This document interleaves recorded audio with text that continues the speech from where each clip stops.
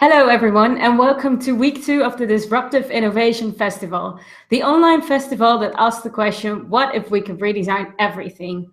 I'm delighted today to welcome Justine and Briou to the digital stage. In 2012, they've created a design company dedicated solely to the circular economy and the activation of it. This company is named Witha.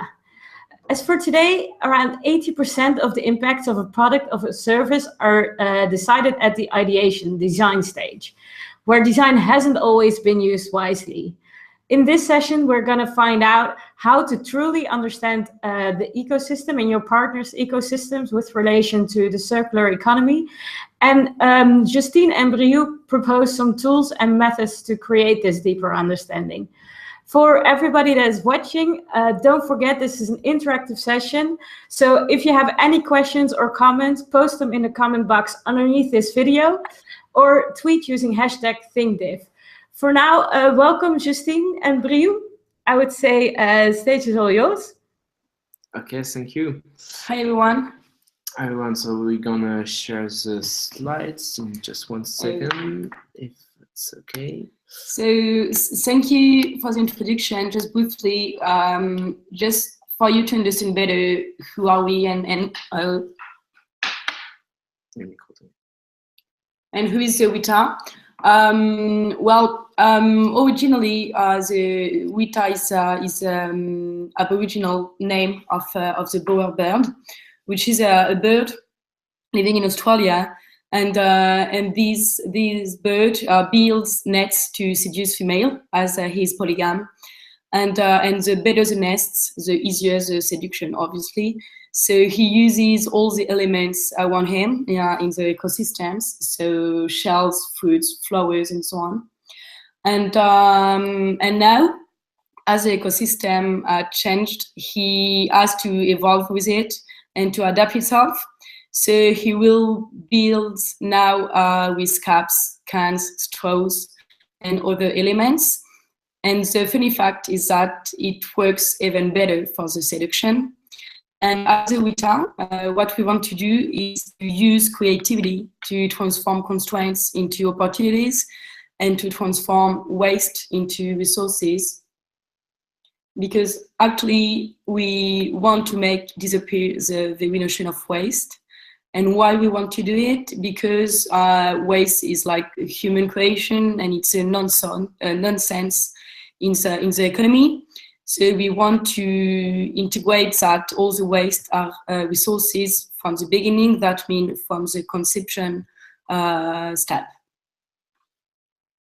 So to go much further, actually, we as you know, we have to make our economy more circular. So there is an idea scheme to illustrate it.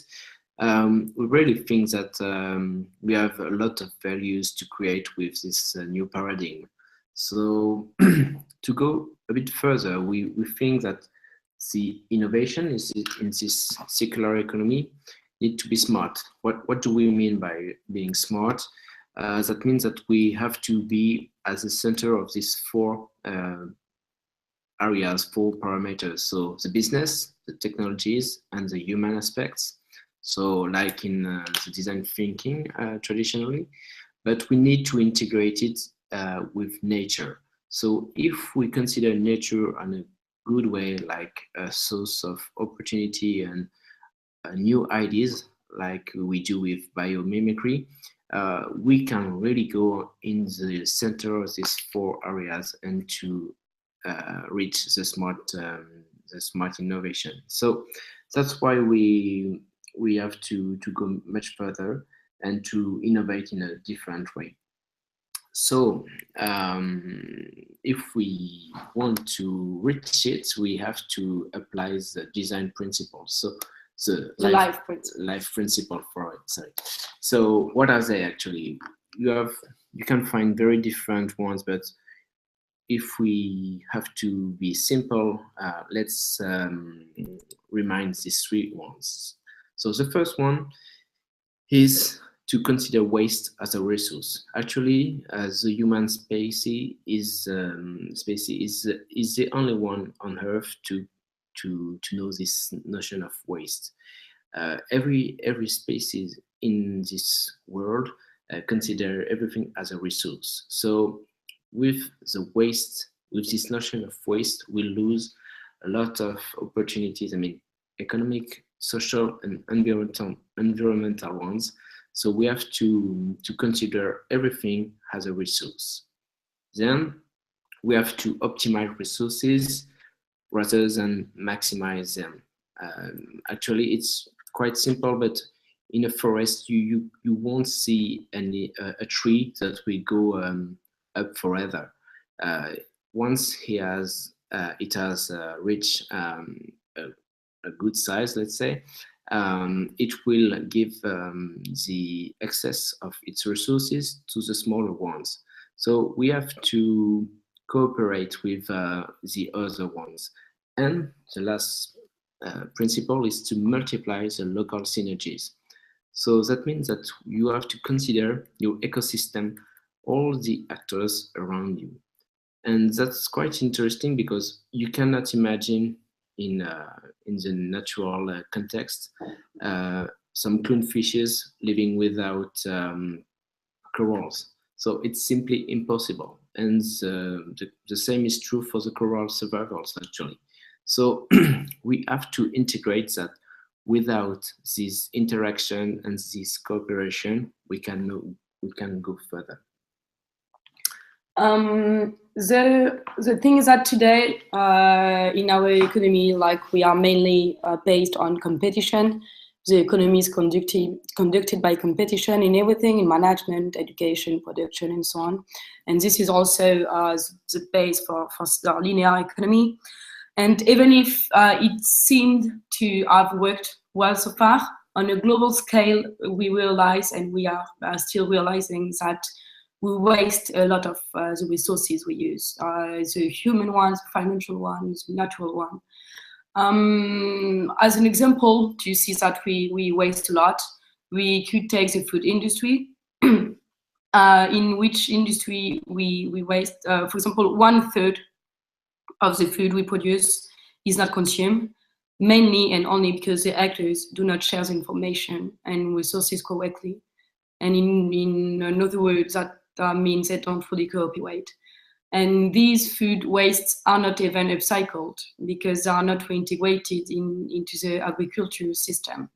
And this is not profitable for anyone.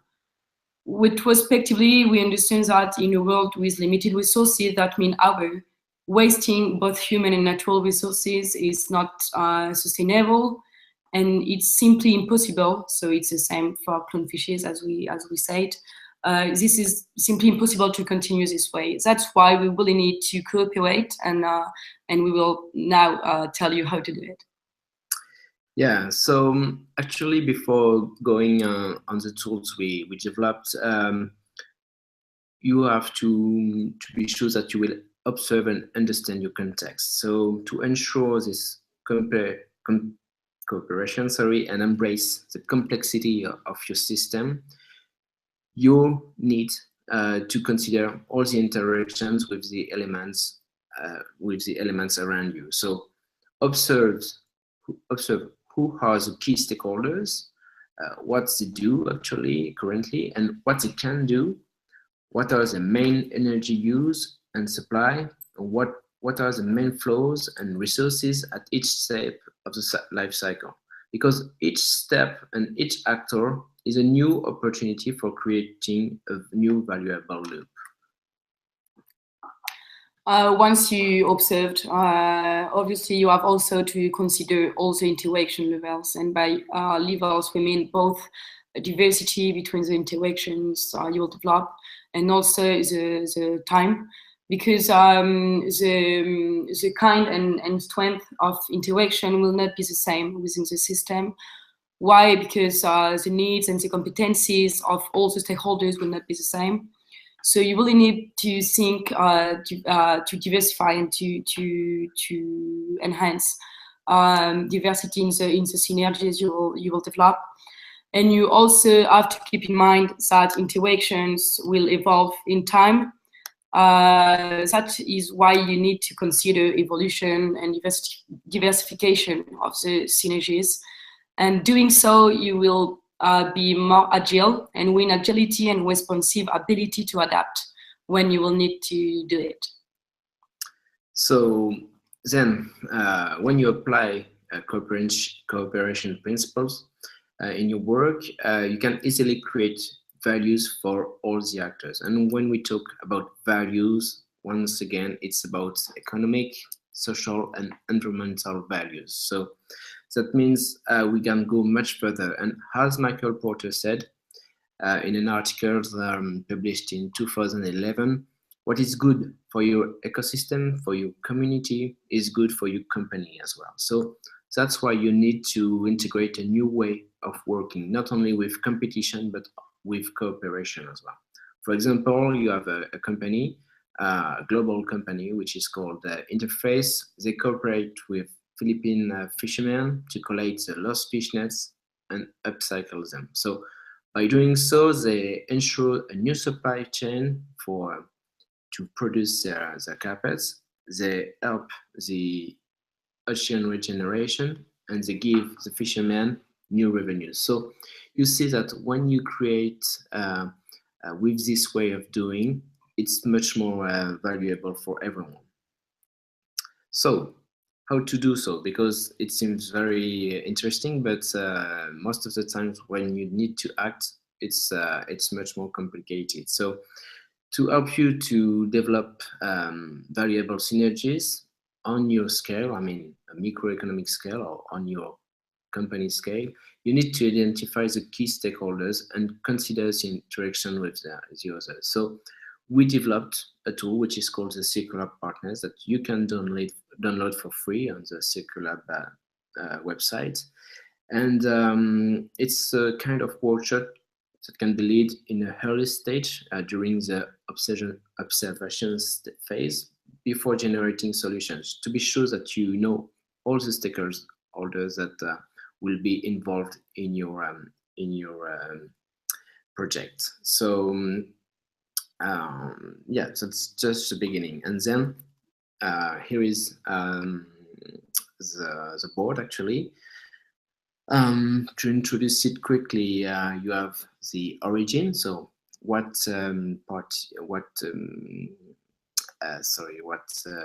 part of the company will be considered? Is it the factory? Is it the stores? The headquarters. The headquarters. That's the origins that you have to define. Then you have all the distance with the origin, with the company. And then you have all the different steps of the life cycle. And then you will be able to place the different stakeholders. But how does it work? Just before, you have a preparation work to do. Okay. First of all, you obviously have to define the issue you will work on or the project, depending on the step you will work on. And the better is to gather your teams and not to do it by your own, obviously. And defining the issue will help you also to define the origin of the graph we just introduced. That means if you will work speaking about the headquarters or about the factory. And we all know that defining the issue is a key part in the process and in the workshop. So really don't forget doing it. Yeah. Yeah. So then you have to list every stakeholders that can be involved in this situation. So when we talk about stakeholders, we mean physical or moral person in the company or outside the company. So usually you will easily find 15 to 25 different actors. After that, you have to anticipate the intervention in the life cycle. And why you do that? Because every step of the life cycle and every level is a new opportunity of loop, of a valuable loop in the project you'll develop. So by taking into account and integrating every step of the life cycle, you will see much more opportunities to develop synergies and to optimize the resources you will work on. So let's start from the financing step to the upcycling one. So yeah. And then you have to consider the location. We think usually that the closer is the stakeholder from the entity that we decided to focus on, the easier the resilience capacity will be. So try to anticipate this and try to have better interactions with your local partners. Yeah, and last but not least, once you have list all the stakeholders and you are able to really and clearly see what are their location and their intervention in the life cycle, you have to mark the interest and the power of each one. So the interest to market, it will be to answer the question, is this issue or is the project we are working on important for this actor or not? And for the power, you just have to ask you and to wonder what is the actor's level of influence in the project and in the considered issue.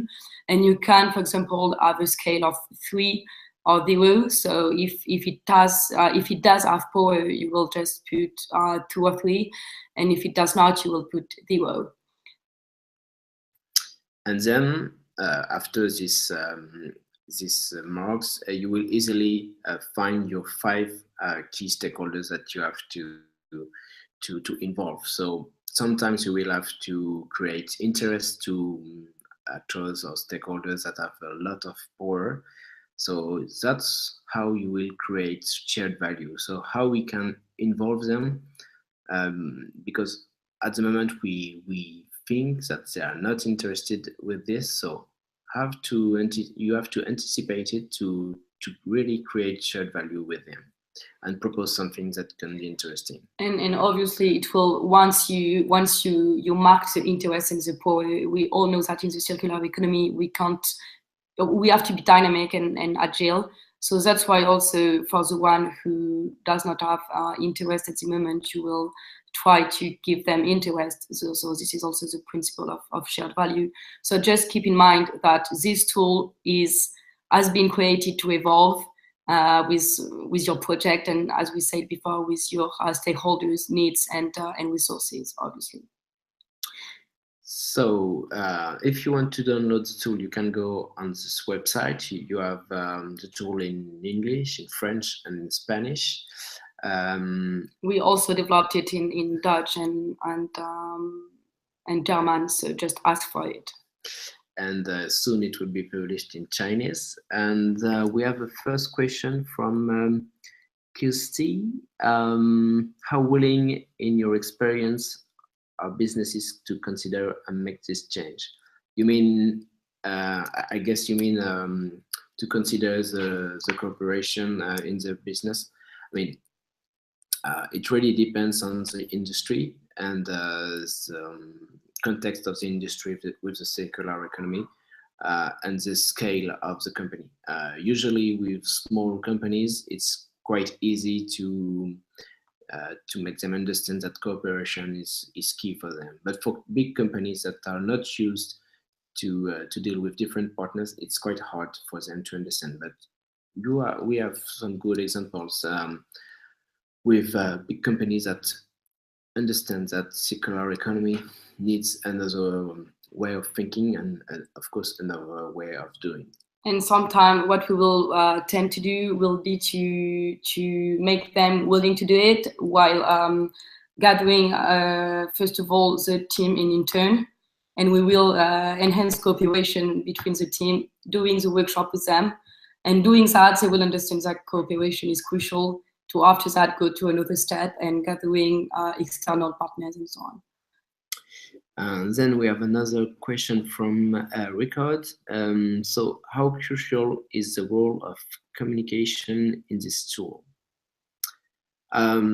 Actually, you have to do this workshop with, on a physical base. So it's quite hard to do do it online, because most of the times the different stakeholders, I mean the different participants to the workshop, will have a lot of information and experiences to share. So you have to maximize the interactions, because most of the times they're really relevant and you can easily understand the context. And yeah, so that's why yeah, this way of doing the workshop is crucial. And this is also all collective intelligence and so on, and creativity. We really count on dialogue between the players and the people who will fill in and use the tool, actually. So the role of communication is like crucial.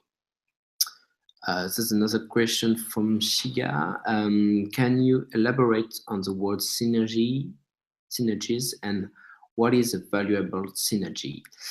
Synergy is like a link with another company. It's a cooperation. It's a way of working and to add value to the other. So that means that when we work together, it's useful and valuable for both parties. So what can be a valuable synergy? It's something that is useful for both stakeholders. And as we gave the example of the clone fishes, for example, a valuable synergy will be one in symbiosis. It's the same thing. If you take an element out of the synergy, the other one will not survive, kind of. So this would be also a valuable synergy. And here is another question from Michelle. What's your favorite example of the circular economy in action? Any examples of really positive outcomes from using this tool already? So there are two different questions. I will take the second one. Actually, when we do a workshop with our clients, we do this workshop as a part of the Circulab challenge. So that means that we go from a global issue and for the company, and we try to develop the solution to our issue with this. So it's part of a 5-day workshop. So this will take maximum 2 to 3 hours during the week. And actually, it's very interesting to do this workshop to clearly have all the information and to be sure that all the participants understand the context. And because most of the time in the company, the sales team or the marketing team or the production team are very different way of considering the clients, for example, or the customers, and that's really interesting to share this information. So this workshop do not give direct results, I mean, on the business, but it's very interesting to share the information and to be sure that the workshop will go on a very good atmosphere. And for example, once it happens that we work, for example, in the building industry, and we did it with several professionals in the same industry, but that work at different levels. And they did not have realized all the opportunities and all the loop of upcycling they could develop, because it did not take into account all the stakeholders. And doing so, they were like, okay, we did not think about that, and we did not think that stakeholder would create value also for us and enable us to develop a new loop and a new project to optimize the resource. So, and its industry, it worked very well. And to go back to the first question from Michelle, my favorite example in the circular economy, it's with one of our clients, which is the French Post. They understood that most of their trucks, when they get back to the factory for the post, they were empty. And they realized that a small social company were collecting the papers in the different offices of very different companies, and they understood that if they cooperate with this social company, they could create a new revenue stream for them. So that's quite interesting, because after 3-4 years, they generated more than 10 million euros with this simple idea that we have to use the different trucks that are empty when they get back to the factory. So they give the envelopes, and they get back the old papers to be sure that they will be able to recycle it. So they cooperate with the social company that they finally acquired, and they cooperate with French paper recycling companies that really needed this new providing solution. So it's very simple. It comes with a very simple idea, but it's very powerful actually.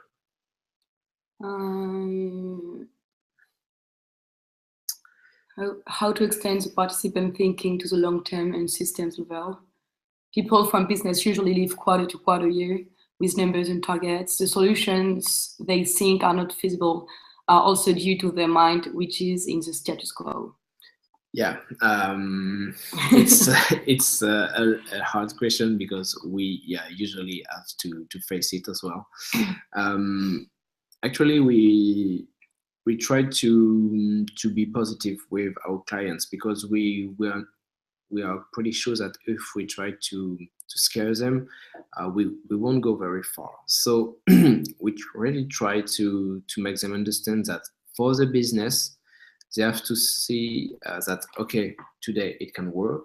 I mean, the business works, but we have to show them that if they try to continue on their Excel spreadsheet, it won't go that way, and maybe it will go that way. So that we have to anticipate them, the different facts that they will have to face, and to be sure that they understand it. And when they understand it, they will generate ideas, and we help them to do so. And if they're at the origin of these new ideas, they will make it. But of course, we know that that's very hard to make them switch in their way of thinking. But once you succeed, you can go much further. There's another question from Lenka. How do you overcome issues like lack of trust or fear of dependency, when getting stakeholders involved? It's a good question as well.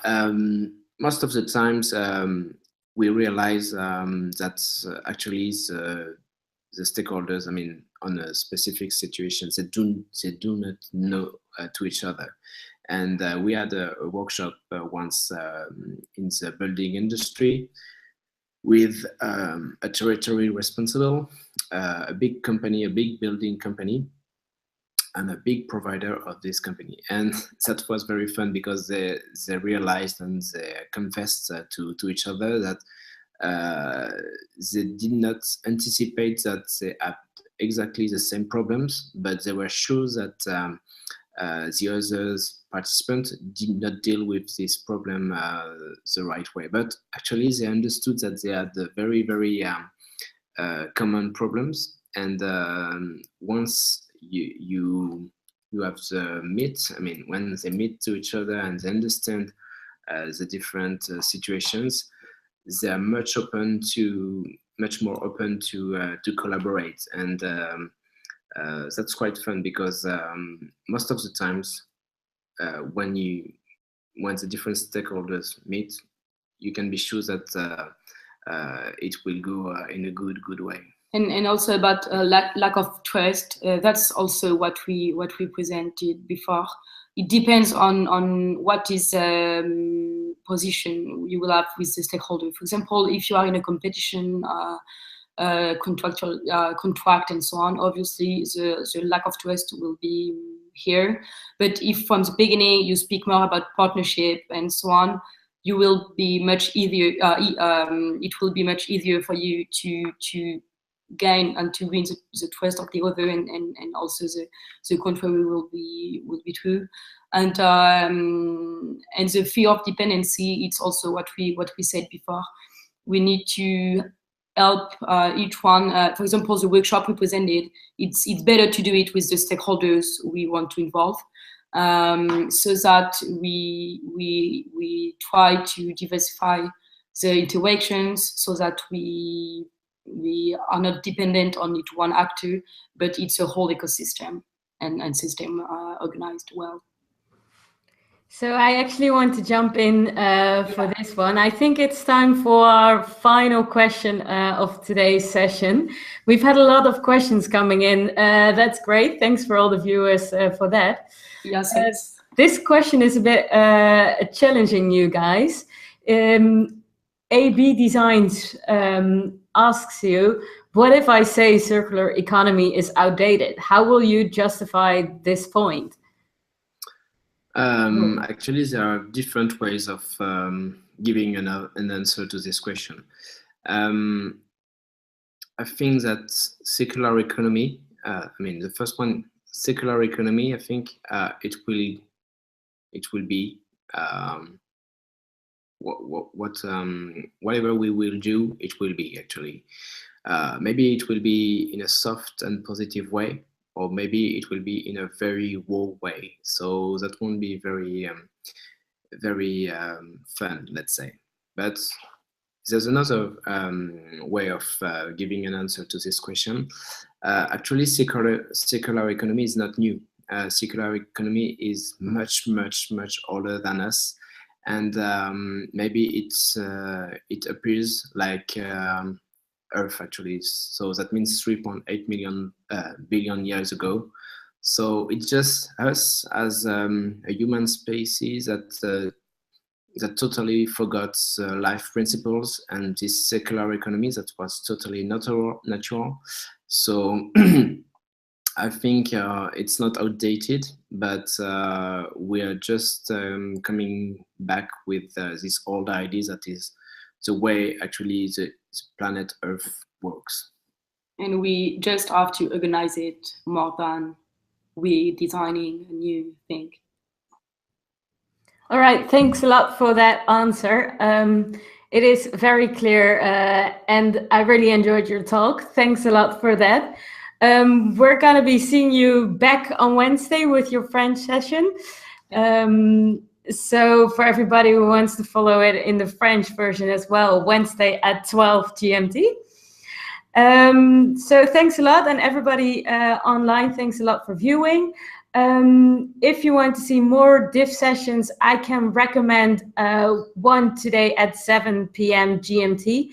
It's from Tobias Rooney and Tom Gray about the trust economy, and they will discuss the two-sided question of the trust economy.